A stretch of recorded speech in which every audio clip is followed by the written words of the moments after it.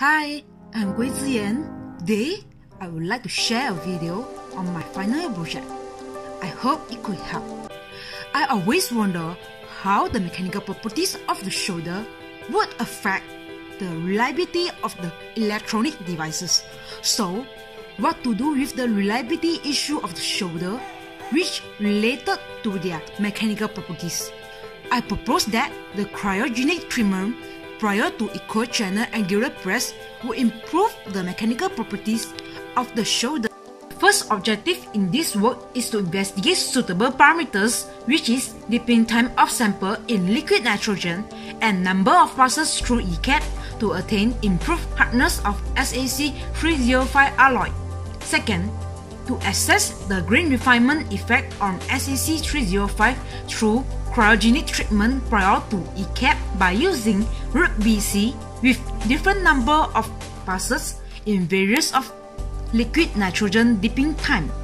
Third, to investigate the effect of cryogenic treatment prior to ECAP on SAC 305 shoulder alloy in terms of hardness, wettability, and single lap joint shear test. For the methodology part in this project, SAC alloys were prepared by melting the SAC 305 ingot bars provided. The shoulder alloys were then characterized by using XRF, XRD, SCM, and EDX for the elemental analysis and bulk microstructure observations. Shoulder samples were then dipped in liquid nitrogen prior to ECAP.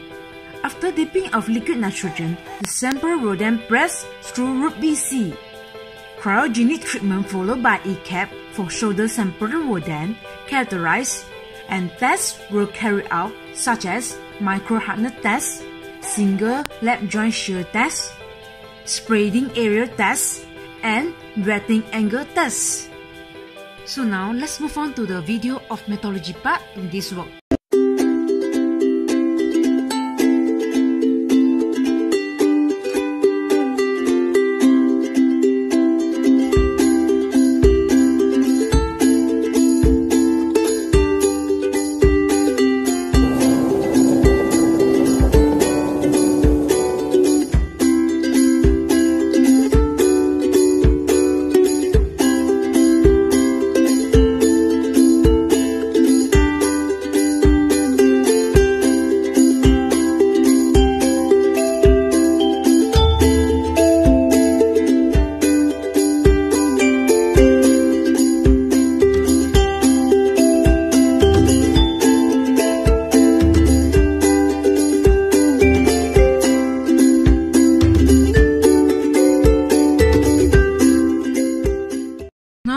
To proceed to the result and discussion of this work.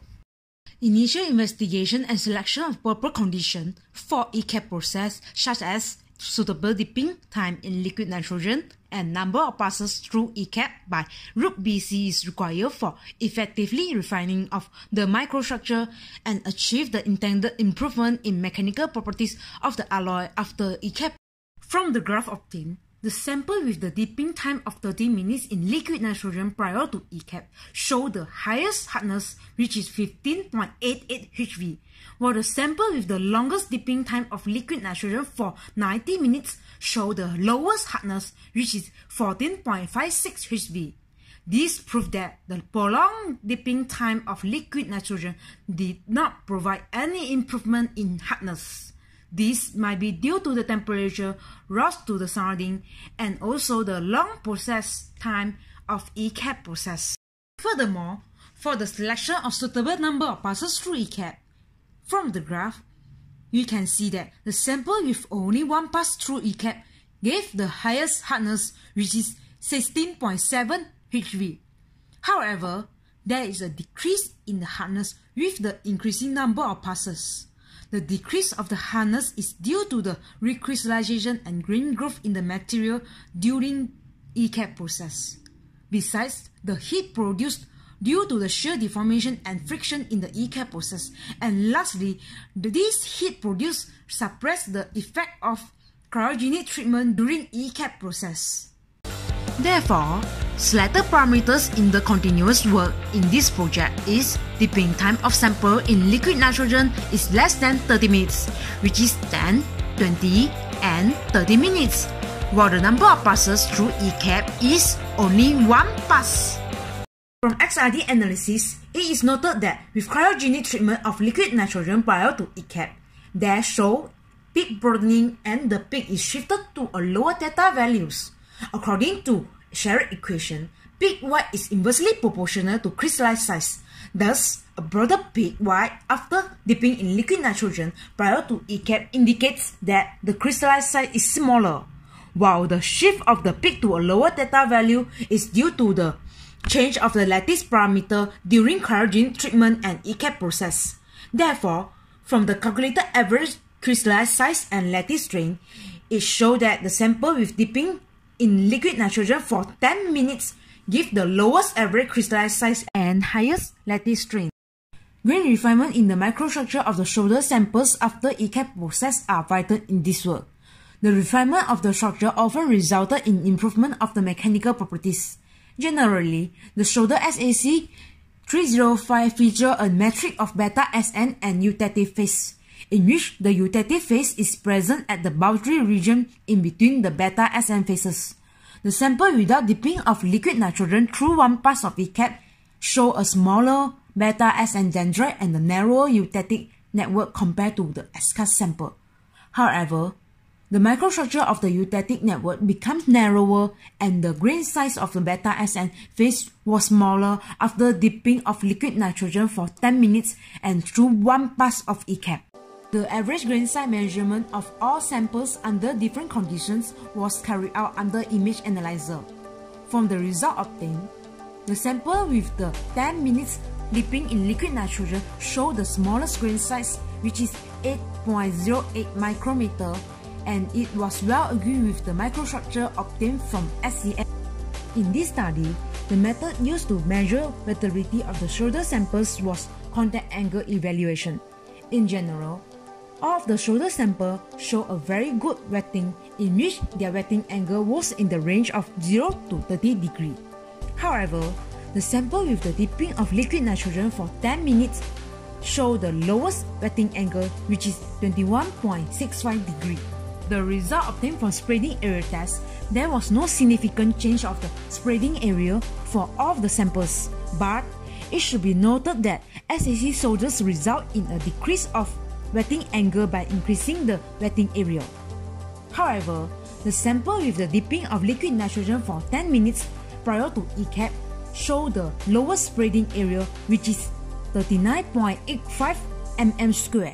Besides, Vickers micro hardness test was applied to determine the hardness of the SAC 305 shoulder. According to Hopper's equation, the hardness of the material is inversely proportional to the grain size of the material, in which the higher the hardness, the smaller the grain size.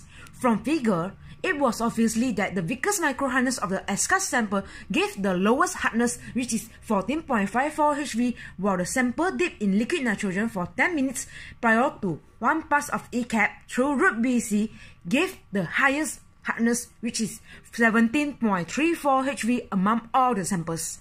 This increase in the hardness was due to the increase of dislocation density and grain refinement caused by high strain introduced during ECAP processing. Shoulders not only provide an electrical path between components, they are also subjected to mechanical loading. The tensile shear test is a traditional method for analyzing the reliability of the shoulder joint in electronic packaging. From the figure, the sample with 10-minute dipping in liquid nitrogen showed the highest shear strength, which is 54.50 MPa, while SAC sample showed the lowest shear strength, which is 36.64 MPa. According to Hopper's equation, shear strength increases with the reduction of the grain size. The sample with 10-minute dipping in liquid nitrogen have the smallest grain size, therefore it gave the highest shear strength. The strength agree well with the grain size, the better distribution of IMC or eutatic network, and lastly, the finer IMC particles. The increase in the shear strength of the samples processed through cryogenic treatment using ECAP is mainly due to the refinement of the grains, while the reduction of the shear strength is due to the dislocation accumulation rate is high enough and cannot develop at the same rate after deform.